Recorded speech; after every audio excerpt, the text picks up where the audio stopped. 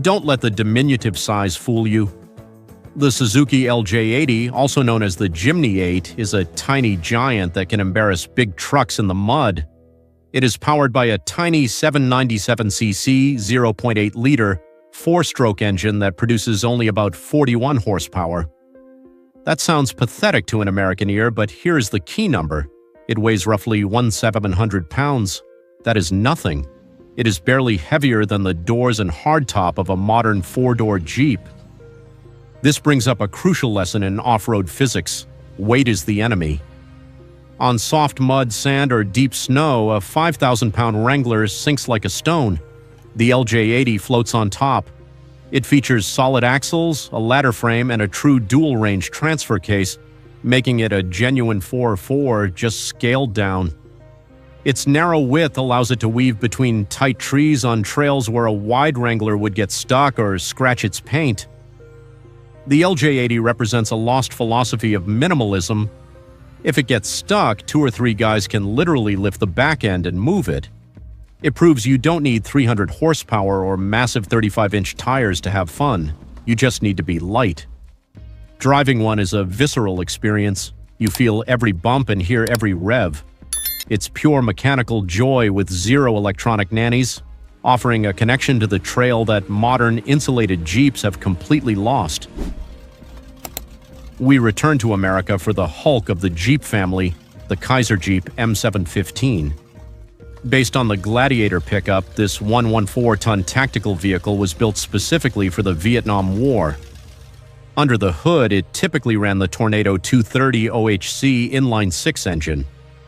While the engine was innovative, the real story is the drivetrain.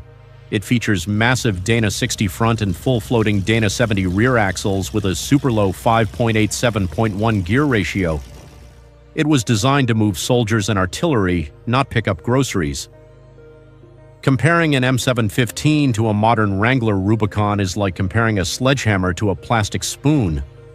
Modern Jeeps have plastic fenders and bumpers that can fly off on the highway. The M715 is made of thick military-grade steel that you could probably fry an egg on after an airstrike. It has a physical presence that screams, "Get out of my way." It sits high and wide, dwarfing almost everything else on the trail without needing an aftermarket lift kit. While it lacks creature comforts like air conditioning, Bluetooth, or even sound deadening, it offers unmatched structural integrity. This is the real Jeep that the modern brand tries to emulate with their styling cues. Owning an M715 is a commitment. It's loud, slow, and drinks gas like a tank, but it will drive through a brick wall if you ask it to. It represents the peak of the utility era, before 4x4s became lifestyle accessories. Before the Ram TRX ever existed, there was the Power Wagon W300 from the Swept-line era. This is the definition of American blue-collar grit. The W300 was the 1-ton variant, often equipped with engines ranging from the indestructible Slant 6 to massive 383 cubic-inch big-block V8s. These trucks featured factory suspension lifts, manual locking hubs, and a frame rigid enough to bridge a canyon. They were built for oil fields, forestry services, and heavy construction, not for showing off at the mall. The fundamental difference between this and a Wrangler is wheelbase and purpose. The Wrangler is a short wheelbase vehicle, great for tight turns but terrible for towing stability. The Power Wagon is a freight train. It digs in and pulls. While a Wrangler struggles to tow a small camper without swaying all over the highway, the Power Wagon W300 was designed to haul heavy equipment. It represents raw, unfiltered torque.